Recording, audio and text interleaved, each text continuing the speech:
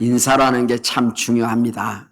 우리가 멀뚱멀뚱 바라보고 있으면 참 그것도 어색한 일이지만 이렇게 서로 인사를 나눔으로 마음이 통하고 또 우리의 생각이 통하고 또 하나가 되는 귀한 계기가 될 줄로 믿습니다. 오늘은 6월 마지막 주일이고 한 해의 상반기를 마감하는 그런 주일이기도 합니다. 그리고 다음 주일은 한 해의 상반기 동안 베풀어 주신 은혜를 기억하고 감사의 예배를 드리는 맥주 감사절이 되겠습니다. 그러나 적지 않은 성도들이 이 맥주 감사의 절기를 전혀 생각하지도 못하고 준비하지도 않고 당일 아침에야 교회 와서 오늘이 맥주 감사절이야? 이렇게 허겁지겁 예물을 준비하는 경우가 많이 있다고 하는 것입니다. 이렇게 한 주일 동안 아무런 감사의 조건도 찾지 못하고 기도와 영적 준비가 없이 드리는 감사 예배는 영혼의 울림이 없는 형식적인 행사에 그치기 쉽다고 하는 것입니다. 독일의 순교자요 신학자인 디트리트 본헤퍼는 이렇게 말했어요. 준비되지 않은 예배는 하나님을 향한 경애를 상실한 종교적인 행사에 불과하고 반드시 거룩한 기다림과 마음의 준비가 선행되어야 한다라고 말했습니다.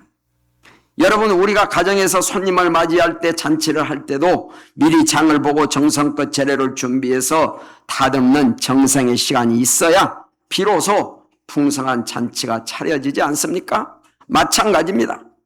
우리의 성도의 삶 역시 감사의 절기를 앞두고 그동안 하나님께서 나와 내 가정에 베풀어 주신 은혜를 생각하고 묵상하면서 감사의 기도를 쌓는 준비의 시간이 절대적으로 필요하다 그 말씀입니다. 그러나 오늘을 살아가는 우리의 영적 현실은 어떠합니까? 지난 6개월간에 있었던 경제적인 문제, 자녀의 문제, 건강의 문제, 깨어진 인간관계 문제, 또 풀리지 않은 삶의 문제들에게 마음을 빼앗겨서 내 삶은 이토록 척박한 광야인데 도대체 무엇을 감사한 말인가? 이렇게 생각하고 아마 불편한 마음으로 이 자리에 앉아있는 분도 계실 줄 압니다. 그러나 하나님은 오늘 본문을 통해서 힘겨운 상반기를 통과해낸 우리에게 준엄하면서도 따뜻한 질문을 하십니다. 사랑하는 성도들아, 감사의 절기를 맞이하기 전에 과연 너희의 마음과 심령은 무엇으로 채워져 있느냐? 다시 말하면 지금 너는 너희 눈앞에 펼쳐진 어두운 현실만 보고 마음의 원망과 불평과 절망으로 채워져 있지 않느냐? 아니면 그럼에도 불구하고 네가 지금 숨 쉴 수 있고 움직일 수 있고 살아있음에 감사하고 있느냐? 이렇게 묻고 계십니다. 하나님은 당일에 드리는 화려한 예배 제사보다 다음 주일에 문을 열기까지 한 주간 우리가 삶의 자리에서 행할 하나님을 향한 감사의 기억과 감사하는 마음과 헌신의 준비를 보고 싶어 하는 것입니다.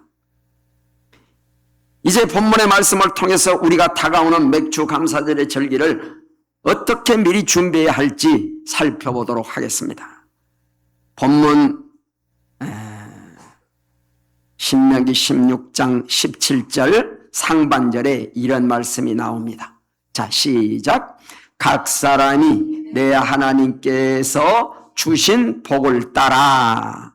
여기서 우리가 주목해야 할 단어는 주신 복이라는 말입니다. 주신 복이라는 말은 슬라이드 바라크라고 합니다. 구약 성경에서 이 말은 복을 주다 또는 무릎을 꿇다 이런 의미를 가지고 있어요. 단순히 물질적인 이런 풍요나 외적인 성공만을 뜻하는 단어가 아니라 이 바라크의 진정한 영적인 의미는 피조물인 인간이 창조주 하나님 앞에 겸손히 무릎을 꿇고 구할 때 전능하신 하나님으로부터 흘러내려오는 영육간의 모든 복과 생명과 물질의 공급과 돌보심을 뜻하는 것입니다. 그러니까 이 단어가 말하는 교훈은 분명합니다. 참된 감사는 내가 소유한 양 때문이 아니라 그 모든 소유가 하나님께로부터 흘러 들어왔다는 사실을 인정하는 영적 분별력에서부터 시작된다는 것입니다. 구체적으로 말하면 성도는 다가오는 한 주일 동안, 지난 6개월 동안 지나온 발자취를 차분히 돌아보면서 원망과 불평의 안경을 벗고 은혜의 안경을 끼고 세상을 바라보라는 것입니다. 그래서 그동안 수많은 이기와 질병과 고통과 경제적인 어려움 속에서도 내가 오늘 숨을 쉬고 있고 움직일 수 있고 예배 자리에 앉아 있다고 하는 사실 자체가 이미 하나님의 주신 복, 바라크가 내 삶에 임했다는 증거인 것을 바로 알고 잊지 말아야 한다고 하는 것입니다. 그래서 시편 103편 2절도 이렇게 말씀합니다. 시작. 내 영혼이 여호와를 송축하며 그의 모든 은택을 잊지 말지어다. 하나님의 은혜를 잊지 않는 것이 성도가 드릴 최고의 찬양이요 예배입니다. 그래서 망각은 죄의 뿌리이고 기억은 감사의 어머니라는 말이 있습니다. 19세기 후반 영국의 유명한 의사인 엘버트 세시어라고 하는 선교사가 남태평양 폼페이 섬에서 10년간 열심히 선교를 했어요. 근데 단 한 명도 예수를 믿지 않습니다. 어느 날 원주민들이 오히려 교회에 불을 지르고 와서 성경책을 갈기갈기 다 찢어버리는 행패를 부립니다. 여러분, 이 선교사가 얼마나 절망에 빠졌겠습니까? 더 이상 버틸 수 없는 절망 속에서 이 섬을 떠나려는 순간 흙먼지 속에 짓밟힌 성경 조각 하나가 눈에 들어왔습니다. 바로 시편 103편 2절. 내 영혼아 여호와를 송축하며 그의 모든 은택을 잊지 말지어다. 이 말씀을 읽는 순간 하나님의 성령이 번갯불처럼 그의 심령에 내리쳤습니다. 그리고 하나님이 그동안 베풀어 주신 은혜가 주마등처럼 스쳐갑니다. 지금까지 이 척박한 땅에서 먹고 입고 자고 살 수 있는 모든 환경을 마련해 주신 것, 여러 가지 풍토병 속에서도 자신을 살려주신 주님의 손길, 아직도 일할 수 있는 건강을 주신 하나님, 이 하나님의 은혜가 하나하나 떠올랐습니다. 그래서 그는 절망과 실패의 자리를 털고 일어나서 찢어진 성경 조각을 모아놓고 지난 10년간 자신을 살려두신 하나님의 은혜를 헤아리며 밤새도록 감사의 찬송을 올려드렸습니다. 다음 날 아침 놀라운 일이 벌어집니다. 그를 가장 괴롭히던 악명 높은 추장 남페이라는 사람이 찾아와서 집 문 앞에 무릎을 꿇고 있습니다. 사실 이 추장 남페이는 지난 10년 동안 이 세시어 선교사를 핍박하고 전염병이 들거나 가뭄이 찾아올 때마다 이 이방인 선교사가 이상한 신을 믿어가지고 우리에게 이런 재앙이 닥쳤다. 그래서 이 자식을 이 섬에서 쫓아내야 된다. 그렇게 계속해서 이 선교사를 공격했던 사람입니다. 그래서 그날 또 선교사를 쫓아낼 빈미를 찾기 위해서 가만히 선교사 집 앞에 동태를 살펴봅니다. 분명히 자신들을 저주하고 욕하고 독서를 퍼붓고 분노하고 절망하며 통곡할 것이라고 확신하고 그를 쫓을 구실을 찾고 있었는데 불타남은 교회 연기 속에서 남페이가 목격한 것은 전혀 다른 세상의 모습이었습니다. 밤새도록 선교사 집 문틈으로 흘러나오는 것은 절망의 비명도 아니었고 보복의 저주도 아니었습니다. 영혼의 깊은 곳에서 터져나오는 평안과 감사의 찬송이었습니다. 도저히 이해할 수 없는 이 현상을 바라보고 큰 충격을 받고 온몸을 떨면서 고백하면서 선교사여, 이제 우리가 교회를 불을 지르고 성경을 찢었을 때 당신이 우리를 저주하고 분노하고 절망 중에 무너질 줄 알았는데 당신은 밤새도록 오히려 감사하고 찬송을 부르면서 하나님께 나가는데 도대체 당신이 믿고 있는 신이 어떤 어떤 신이냐? 당신이 믿고 있는 신이 당신을 그렇게 만들었다면 나도 믿게 해달라. 이렇게 해서 이 추장은 예수님을 믿게 되었고 그 부족의 첫 열매가 되었습니다.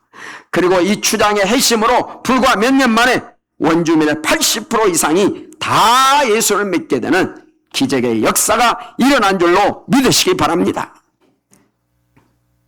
만약 세시의 선교사가 그날 밤 하나님의 은혜를 기억하지 못하고 원망하면서 이 섬을 떠났다면 이런 기적은 절대로 일어나지 않았을 것입니다. 마찬가지입니다. 우리의 지난 6개월 속에서 세시의 선교사가 경험했던 광야 같은 순간들, 실패의 순간들, 위기의 순간들, 좌절의 순간들, 절망의 순간들 있었습니다.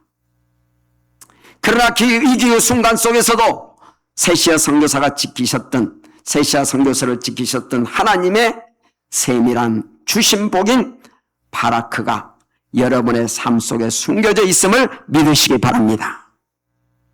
따라서 오늘 또 하나님이 지금까지 베풀어 주신 그 주심복 바라크의 은혜를 기억하고 감사심으로 내 삶의 자리에서 새로운 기적을 창조해내는 거룩한 한 주간이 되시기를 주님의 이름으로 축원합니다.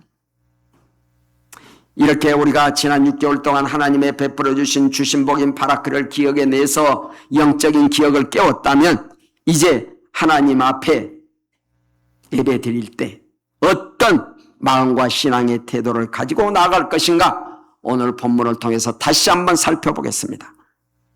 신명기 16장 16절 하반전에 빈손으로 여호와를 배웁지 말고라는 말이 나옵니다.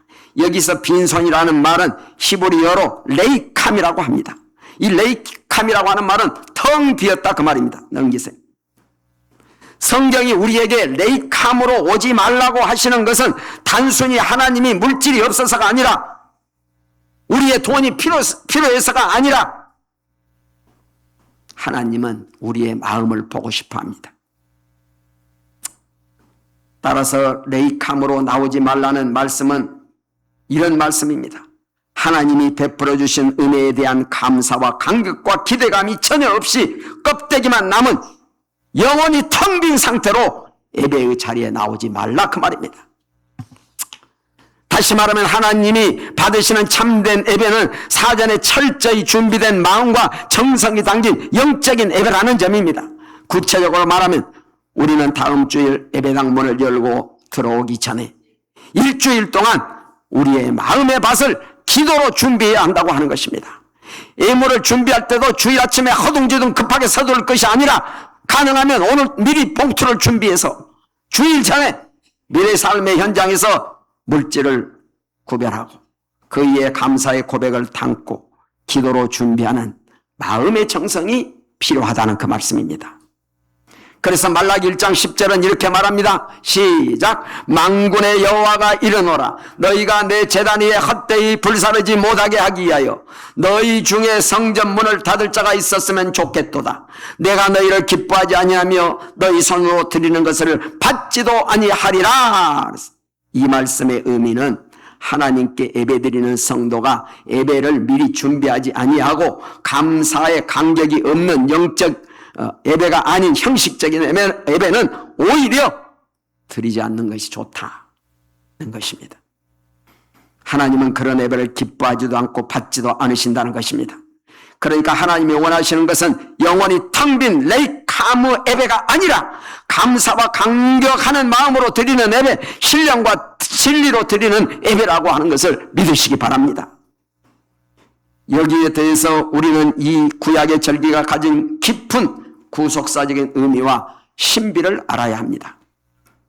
구약의 이스라엘 백성들이 맥추절에 보리의 첫 열매를 들고 성전으로 나아갔던 이 사건은 단순히 농경사회의 추수감사 행사가 아니었습니다. 이것은 장차 인류의 구원을 위해 찾아오실 예수님 그리고 성령 하나님의 거대한 구속의 역사를 미리 보여주는 거룩한 예표요 그림자였던 것입니다. 구약의 맥추절은 6월절로부터 50일째 되는 날 지킵니다.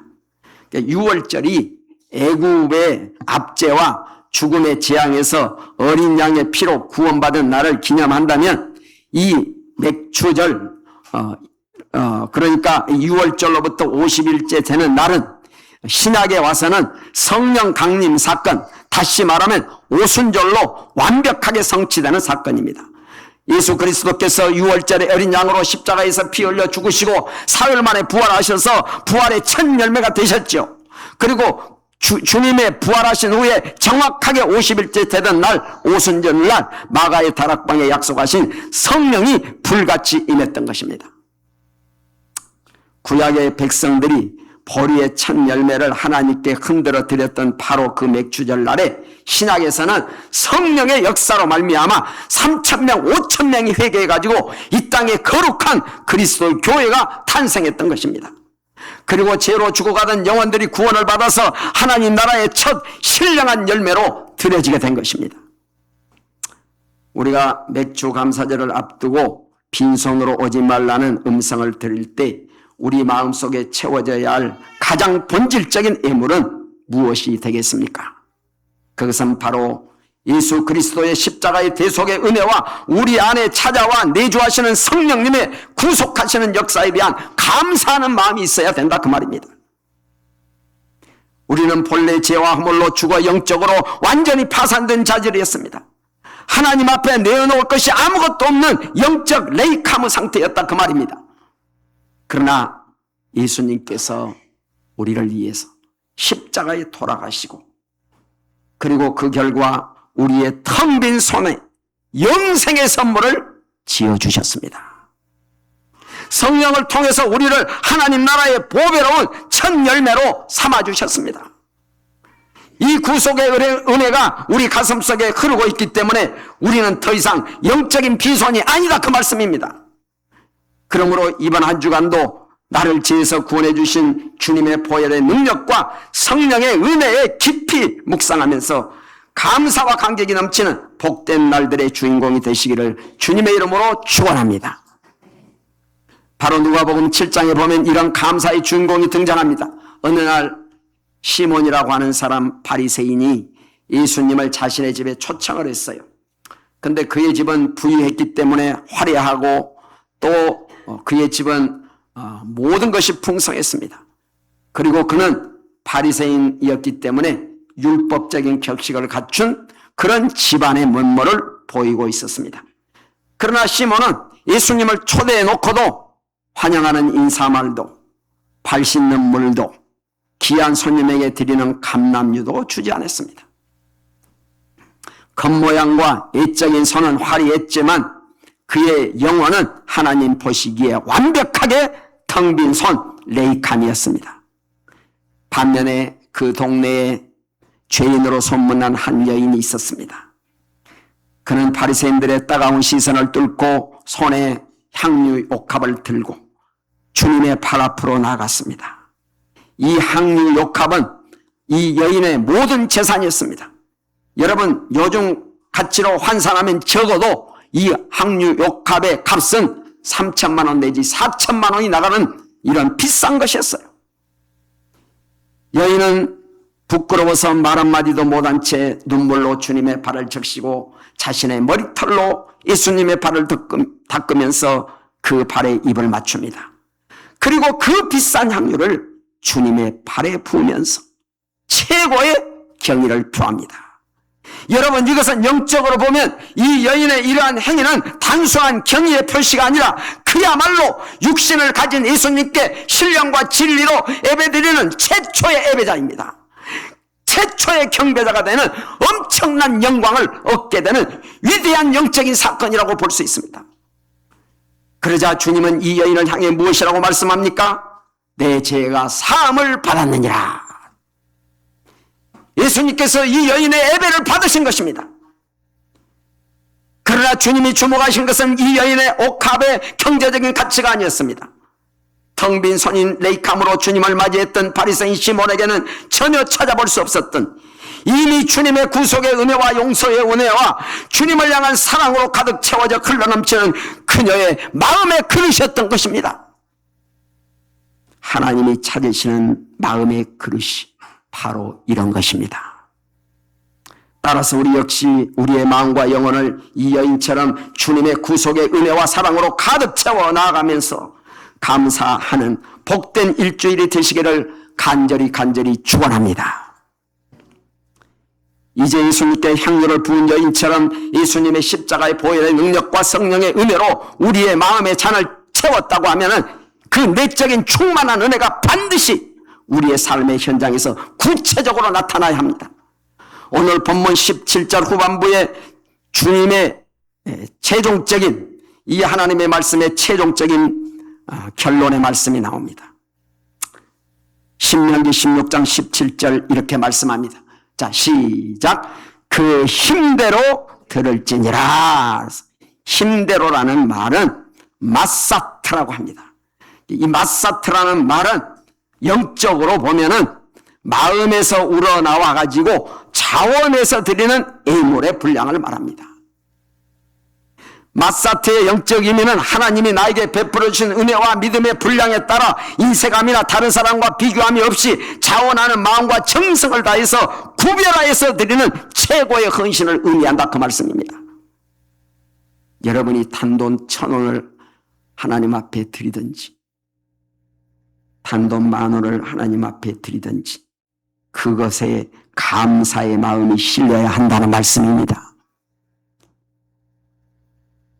지난 6개월 동안 내와 내 가정을 먹이시고 입히시고 내 일터를 지키시고 내 영혼을 살리신 하나님의 은혜의 무게를 스스로 헤아려 보고 내 믿음의 수준에 따라서 물질의 분량을 미리 구별해야 한다는 것입니다. 아무렇게나 드리지 말고 성별해서, 이거는 주님 것입니다.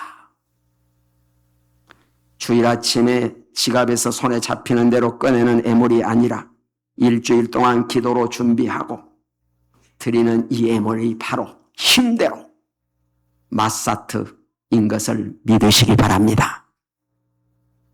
그래서 고린도후서 9장 7절은 이렇게 말씀합니다. 시작. 그 마음에 정한 대로 할 것이요 인색함으로나 억지로 하지 말지니 하나님은 즐겨내는 자를 사랑하시느니라.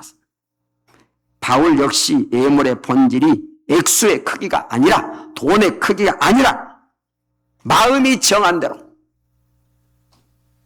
자원하는 마음으로, 기쁜 마음으로 단돈 100원이라도 그런 마음으로 드려야 한다. 그러니까 즐거이 드리는 자의 손길이 바로 힘대로 드리는 마사트의 진정한 의미요 성취라고 하는 것을 믿으시기 바랍니다. 남태평양 식인종 섬 에로망가라고 하는 섬이 있어요.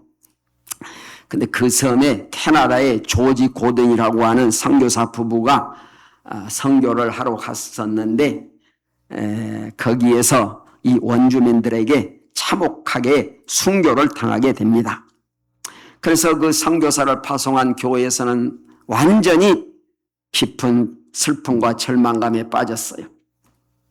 바로 그때 그의 친동생 제임스 고든이라고 하는 사람이 형의 피 묻은 성경을 높이 쳐들고 강단 앞으로 걸어 나옵니다. 그리고 말합니다. 가장 소중한 첫 열매였던 우리 형님이 하나님의 제단에 바쳐졌습니다. 이제 우리 가문에는 더 이상 드릴 만한 아무런 재산도 남지 않았습니다. 그러나 주님의 구속의 사랑이 제 가슴에 불타고 있습니다. 형님의 피를 흘린 그 땅으로 제가 가겠습니다. 제 목숨을 제 힘대로 하나님께 바치겠습니다. 이렇게 해서 제임스는 형의 뒤를 이어서 그 섬에 들어갔고 불행하게도 몇 년 후에 형과 똑같이 원주민의 도끼에 맞아서 순교의 피를 흘렸습니다. 한 가문의 두 형제가 한 섬에서 목숨을 잃게 됩니다. 세상 사람들의 눈에는 참혹한 비극입니다. 정말 하나님이 살아계시면 왜 이런 일이 일어날 수 있는가? 그러나 하나님은 이 두 형제의 마사트 헌신을 기적으로 바꾸었습니다. 형 조지 고든을 도끼로 쳐 죽인 부족의 전사 우보바는 그의 동생 제임스마저 도끼로 쳐 죽일 때 자신을 향해 저주하는 대신 당신을 하나님이 사랑하십니다. 예수 믿고 구원 받으세요. 그렇게 죽어가는 모습을 바라보면서 그는 정말로 너무너무 큰 충격을 받습니다. 그들을 죽인 이후 며칠 밤을 뜬 눈으로 세우면서 고민하다가 잠을 못 이루는 가운데 성령 하나님의 큰 감동을 받아서 이 두 선교사를 죽인 우바보는 회개하고 예수를 믿게 됩니다. 하나님의 기적인 줄로 믿습니다. 성령의 기적인 줄로 믿습니다. 살인자가 변해서 전도자가 된 것입니다. 우바보는 자신이 죽인 선교사 피 묻은 성경을 쳐들고 온 섬을 누비면서 울부짖으며 전도하기 시작합니다. 우리가 죽인 사람이 우리를 용서했다. 내가 죽인 사람이 나를 용서했다. 이 사랑이 모든 죄인을 구원합니다. 이 피 맺힌 증언에 섬 전체가 완전히 뒤집어졌습니다. 부족들은 무기를 내려놓고 주님께 돌아오기 시작했습니다. 그리고 몇 년 후에 다른 선교사가 와서 이곳에 복음의 씨를 뿌리기 시작했고 이 우보보와 함께 온 섬의 복음이 전파되어 가지고 이 원주민들이 산의 나무를 베어다가 고등 기념교회를 세웠습니다. 여러분, 그리고 놀랍게도 그 교회 헌당식 날에 눈물로 축복하며 성도들에게 첫 세례를 베푼 목회자는 다름이 아닌 이 두 형제를 죽인 우바보라는 사람이었습니다. 그가 목사가 되어서 성도들에게 세례를 베풀게 된 것입니다. 여러분, 그리고 이 복음화된 에로만가 섬 추장들이 수십 년 후에 캐나다의 고등 가문에 직접 찾아가지고 그 형제들 후손들 앞에서 무릎을 꿇고 눈물로 사죄하면서 자신들을 구원하기 위해서 가장 소중한 아들들을 아낌없이 보내준 이 가문의 사랑에 평생의 경의를 표했던 것입니다.